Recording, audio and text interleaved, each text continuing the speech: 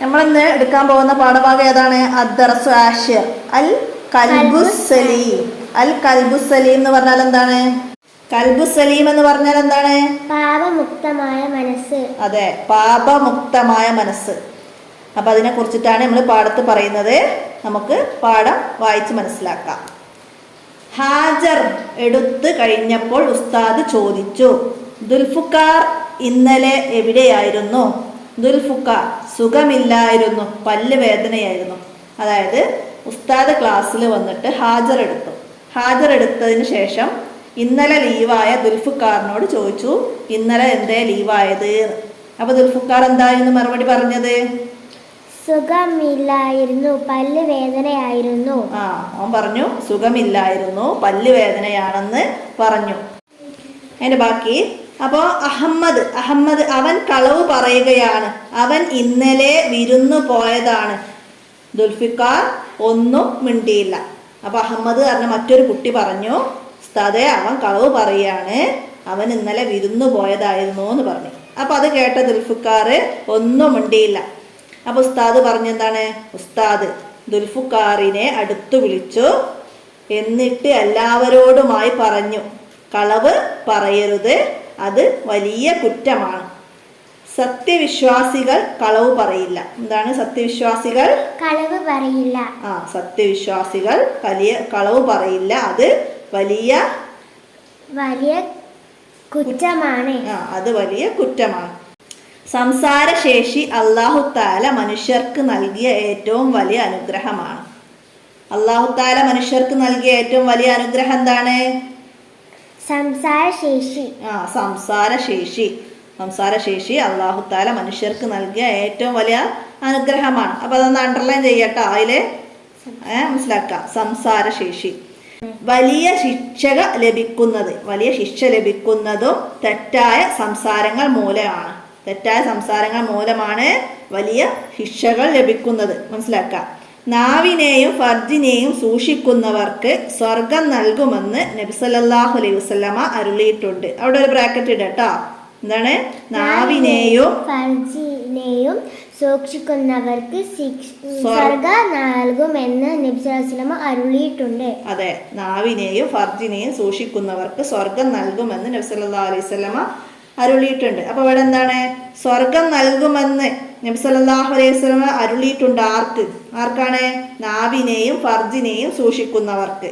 മനസ്സിലാക്കുക. ഇനി താഴെയുള്ളത് നോക്കുക. കുലിൽ ഹഖ് വലൗ കാന മുറ. കയ്പുള്ളതാണെങ്കിലും സത്യം പറയൂ. കയ്പുള്ളതാണെങ്കിലും സത്യം പറയൂ. അപ്പൊ ഇവിടെ പറയുന്ന ഹദീസുകൾ മനസ്സിലാക്കുക. കുലിൽ ഹഖ് വലൗ കാന മുറ, അത് മനസ്സിലാക്കുക. മാച്ച് ചെയ്യാൻ വരാം. കുലിൽ ഹക്കു, പിന്നെ നെക്സ്റ്റ് ബോക്സിൽ വലോ കാന മുറ. അപ്പൊ നമുക്ക് മാച്ച് ചെയ്യാൻ കഴിയണം. ആ രീതിയിൽ പഠിക്കാം. പിന്നെ സാര എഴുതാൻ വരും. എന്താണ്? കയ്പുള്ളതാണെങ്കിലും സത്യം പറയുക എന്ന്. അടുത്തത് നോക്കാം. ലാ യഅ്തബ് ബഅ്ലുക്കും ബഅ്ല. ലാ യഅ്തബ് ബഅ്ലുക്കും ബഅ്ല. നിങ്ങൾ ഈബത്ത് പറയരുത്. എന്താണ്? നിങ്ങൾ ഈബത്ത് പറയരുത്. അതെ, നിങ്ങൾ ഈബത്ത് പറയരുത്. മനസ്സിലാക്കാം. അടുത്തത് ലാ യദ്ഖുലുൽ ജന്നത നമ്മാമുൻ. എന്താണ്? ഏഷണിക്കാരൻ സ്വർഗത്തിൽ പ്രവേശിക്കുകയില്ല. അതെ, ഏഷണിക്കാരൻ സ്വർഗത്തിൽ പ്രവേശിക്കുകയില്ല. അപ്പൊ ഇത് മൂന്ന് നന്നായിട്ട് മനസ്സിലാക്കുക. അറബിയും പഠിക്കുക, അതിന്റെ അർത്ഥങ്ങളും മനസ്സിലാക്കി പഠിക്കുക. ഇനി ഇതുപോലെ ബാക്കിയുണ്ട്, അത് മനസ്സിലാക്കണം. അടുത്തത് എന്താണ്? ലാ യസ്ഹർ ഖൗമും മിൻ ഖൗമി അസാ അൻ യകൂനു ഹൈറം മിൻഹും. എന്താണ്? പരിഹസിക്കരുത്. പരിഹസിക്കപ്പെടുന്നവർ പരിഹസിക്കുന്നവരെക്കാൾ ഉത്തമരായേക്കാം. എന്താണ്? ആരെയും പരിഹസിക്കരുത്. പരിഹസിക്കപ്പെടുന്നവര് പരിഹസിക്കുന്നവരെക്കാൾ ഉത്തമരായേക്കാം. മനസ്സിലാക്കാം. നാവുകൊണ്ട് ചെയ്യുന്ന ദോഷങ്ങളായ കളവ്, ഈബത്ത്, നമീമത്ത്, പരിഹാസം എന്നിവയെക്കുറിച്ചുള്ള താക്കീതാണ് ഈ വചനങ്ങളിലുള്ളത്. നാവുകൊണ്ട് ചെയ്യുന്ന ദോഷങ്ങളാണ് ഏതൊക്കെ? കളവ്, ഈബത്ത്, നമീമത്ത്, പരിഹാസം. ഇതിനെ കുറിച്ചിട്ടുള്ള താക്കീതാണ് ഈ വചനങ്ങളിൽ പറയുന്നത്. അതുപോലെ തന്നെ ഹൃദയം കൊണ്ട് സംഭവിക്കുന്ന നിരവധി തെറ്റുകളുണ്ട്. എന്താണ്? അന്യായമായ കോപം, പക, അസൂയ, അഹംഭാവം, ഉൾനാട്യം മുതലായവ ഹൃദയം കൊണ്ടുള്ള ദോഷങ്ങളാണ്. എന്തൊക്കെയാണ് ഹൃദയം കൊണ്ടുള്ള ദോഷങ്ങള്? കോപം, പക, അസൂയ, അഹംഭാവം, അഹംഭാവം, ഉൾനാട്യം മുതലായവ ഹൃദയം കൊണ്ടുള്ള ദോഷങ്ങളാണ്. അടുത്തത് ലാ തഗ്ളബ് വലക്കൽ ജന്ന. ലാ തഗ്ളബ് വലക്കൽ ജന്നത്തു. എന്താണ്? നീ കോപിക്കരുത്, നിനക്ക് സ്വർഗം ലഭിക്കും. അതായത് കോപിക്കരുത്, കോപിക്കാത്തവർക്ക് സ്വർഗം ലഭിക്കും എന്നാണ് ഇവിടുന്ന് നമ്മൾ മനസ്സിലാക്കേണ്ടത്. അടുത്തത് അൽ മുഅ്മിനു ലൈസ ബിഹഖൂദ്. സത്യവിശ്വാസി പകയുള്ളവനല്ല. അതായത് സത്യവിശ്വാസി പകയുള്ളവനല്ല. അടുത്തത് അൽ ഹസദ് യഅ്കുലുൽ ഹസനാത്തി കമാ തഅ്കുലുൻ നാറുൽ ഹത്തബ്. എന്താണ്? തീ വിറകിനെ തിന്നുന്നത് പോലെ അസൂയ നന്മകളെ തിന്നുകളയും. അപ്പൊ ഈ അറബിയിലെ വിട്ട ഭാഗം പൂരിപ്പിക്കാൻ വരുന്നത് അൽ ഹസദു യഅ്കുലു കമാ തഅ്കുലു നാറുൽ ഹത്തബ്. അപ്പൊ അവിടെ ഡാഷ് വന്നോർത്ത് എന്ത് ചെയ്താ? ഹസനാത്തി എന്ന് നമുക്ക് അവിടെ എഴുതി കൊടുക്കാം. തീ വിറകിനെ തിന്നുന്നത് പോലെ നന്മകളെ എന്താണ് തിന്നുക? അസൂയ നന്മകളെ തിന്നു. അസൂയ തിന്നു. മനസ്സിലാക്കട്ടാ. ലാ യദ്ഖുലുൽ ജന്നത മൻ കാന ഫീ ഖൽബി മിസ്കാലു ഹബ്ബത്തിൻ മിൻ കിബിരി. അണുമണി തൂക്കം അഹങ്കാരമുള്ളവൻ സ്വർഗത്തിൽ കടക്കുകയില്ല. ആരാണ് സ്വർഗത്തിൽ കടക്കാത്തത്? അണുമണി തൂക്കം അഹങ്കാരമുള്ളവൻ സ്വർഗത്തിൽ കടക്കുകയില്ല. അണുമണി തൂക്കം അഹങ്കാരമുള്ളവൻ സ്വർഗത്തിൽ കടക്കുകയില്ല. അടുത്തത് എന്താണ്? സലാസു മുഹ്ലിക്കാത്തുൻ. എന്താണ് സലാസു മുഹ്ലിക്കാത്ത് എന്ന് പറഞ്ഞാല്? നമുക്ക് മുഴുവൻ പറയാം. ഹുവൻ മുത്തബഉൻ വശുഹുൻ മുതാഉൻ വഇജാബുൽ മർഇ ബിനഫ്സി. 3 നാശകാരികളാണ്. അതാണ് സലാസ് മുഹ്ലിക്കാത്ത്. ഏതൊക്കെയാണ് 3 എന്ന് പറയുക? ദേഹേച്ഛയെ പിന്തുടരൽ, പിശുക്കിനെ അനുസരിക്കൽ, ഉൾനാട്യം. ഇതാണ് സലാസ് മുഹ്ലിക്കാത്ത്. എന്താണ് ദേഹേച്ഛയെ പിന്തുടരൽ എന്ന് പറഞ്ഞാൽ?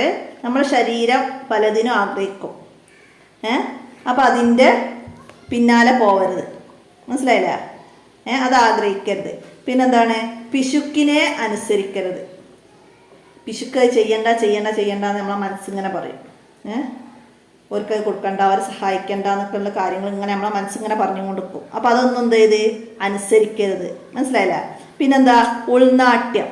ഉള്ളില് ഒരു ചിന്ത ഉണ്ടാവരുത്, ഞാൻ വലിയൊരാളാണ്, ഞാൻ നല്ല പഠിക്കുന്ന കുട്ടിയാണ്, എനിക്ക് നല്ല പഠിപ്പിക്കാൻ കഴിവുണ്ട്, അങ്ങനെയുള്ള വലിയ ചിന്തകളൊന്നും മനസ്സിലുണ്ടാവരുത്. അതിനാണ് ഉൾനാട്യം. അതായത് അഹങ്കരിക്കരുത്. മനസ്സിലായില്ല? അപ്പൊ ഈ 3 കാര്യങ്ങൾ നാശകാരികളാണ്. അതാണ് സലാസ് മുഹ്ലിക്കാത്ത്. സലാസ് മുഹ്ലിക്കാത്ത് ചിലപ്പോൾ അറബിയിലായിരിക്കും എക്സാം ചോദ്യം വരിക. സലാസ് മുഹ്ലിക്കാത്ത്. അപ്പൊ ആൻസർ അറബിയിൽ എഴുതിയില്ലെങ്കിലും ഇത് മനസ്സിലാക്കി എഴുതണം. എന്തൊക്കെ? ദേഹേച്ഛയെ പിന്തുടരൽ, പിശുക്കിനെ അനുസരിക്കൽ, ഉൾനാട്യം. ഇതാണ് സലാസ് മുഹ്ലിക്കാത്ത്. 3 നാശകാരികളാണ്. അവ ഏതെല്ലാം എന്നുള്ള ചോദ്യം വന്നാലും ഇത് തന്നെയാണ് കേട്ടോ. മനസ്സിലാക്കുക. ഈ ഹദീസുകളിൽ നിന്നൊക്കെ എന്താ മനസ്സിലാവുന്നത്? അത് നോക്കാം. ഈ ഹദീസുകളിൽ നിന്ന് മുകളിൽ പറഞ്ഞവയെല്ലാം നാം വർജിക്കേണ്ട പാപങ്ങളാണ്. ഈ മുകളിൽ കൊടുത്ത ഹദീസുകളിൽ നിന്നൊക്കെ നമുക്ക് എന്താ മനസ്സിലാക്കേണ്ടത്? ഈ മുകളിൽ പറഞ്ഞ കാര്യങ്ങളൊക്കെ നാം ഒഴിവാക്കേണ്ടതാണ്. അതിനാണ് വർജിക്കേണ്ട പാപങ്ങളാണെന്ന് പറയുന്നത്. അപ്പൊ അത് മനസ്സിലാക്കാം. പിന്നെന്താ? സത്യവിശ്വാസി ഹൃദയശുദ്ധിയുള്ളവനാവണം.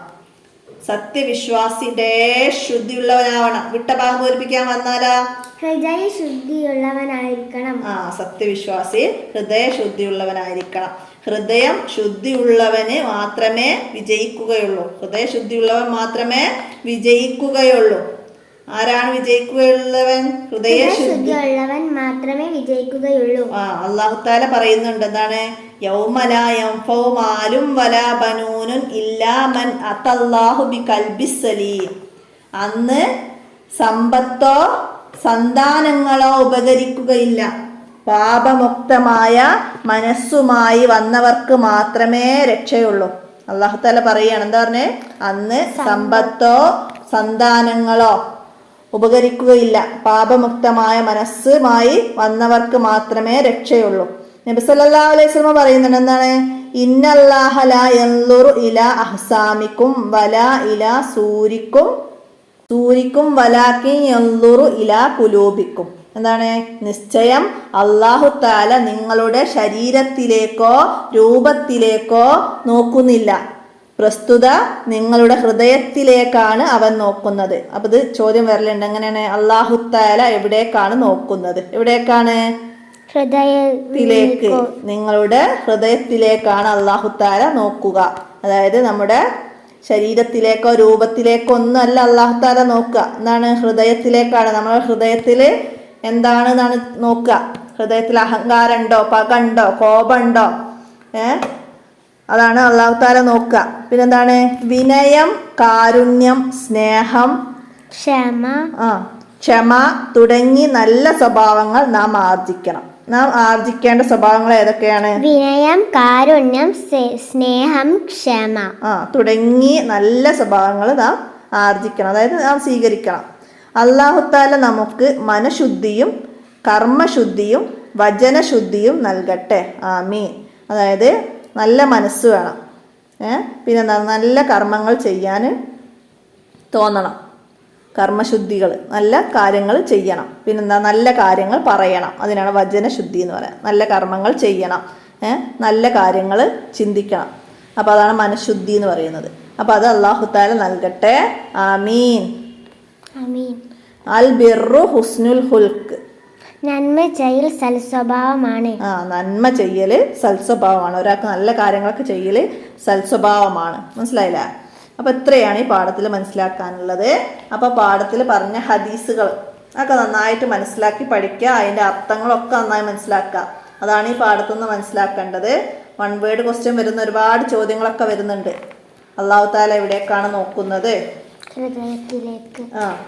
സത്യവിശ്വാസി ഹൃദയം ശുദ്ധിയുള്ളവനാണ്. ഹൃദയ ശുദ്ധിയുള്ളവർ മാത്രമേ വിജയിക്കുകയുള്ളൂ. മനസ്സിലായില്ലേ? സലാസ് മുഹ്ലിക്കാത്ത്, എന്താണ്? നാശകാരികളായ 3 കാര്യങ്ങൾ. പിന്നെന്താണ്? നന്മ എന്തിനെ തിന്നും? തിന്മകളെ. അസൂയ നന്മകളെ തിന്നും. തീ വിറകിനെ തിന്നുന്നത് പോലെ. പിന്നെ സത്യവിശ്വാസി പകയുള്ളവനല്ല. പിന്നെ കോപിക്കുന്നവർക്ക് സ്വർഗം ലഭിക്കുകയില്ല. പിന്നെന്താണ്? ആരെയും പരിഹസിക്കരുത്. പരിഹസിക്കപ്പെടുന്നവർ പരിഹസിക്കുന്നവരെക്കാൾ ഉത്തമരായേക്കാം. പിന്നെന്താണ്? കയ്പുള്ളതാണെങ്കിലും സത്യം പറയാൻ പറ്റുള്ളൂ. പിന്നെ ഈബത്ത് പറയരുത്. ഏഷണിക്കാർ സ്വർഗത്തിൽ പ്രവേശിക്കുകയില്ല. പിന്നെ നാവിനെയും ഫർജിനെയും സൂക്ഷിക്കുന്നവർക്ക് അല്ലാഹു തആല സ്വർഗം നൽകുമെന്ന് നബി സല്ലല്ലാഹു അലൈഹി വസല്ലം അരുളിയിട്ടുണ്ട്. പിന്നെന്താണ്? സംസാരശേഷി അല്ലാഹു തആല മനുഷ്യർക്ക് നൽകിയ ഏറ്റവും വലിയ അനുഗ്രഹമാണ്. അപ്പൊ ഈ കാര്യങ്ങളൊക്കെ ഈ പാഠത്തുനിന്ന് നന്നായി മനസ്സിലാക്കി പഠിക്കുക, ഉപകാരപ്പെടുത്തുക കേട്ടോ. അപ്പൊ ഇന്നത്തെ വീഡിയോയുടെ നമുക്ക് നിർത്താം. അസ്സലാമു അലൈക്കും വറഹ്മത്തുള്ളാഹി വബറകാതുഹു.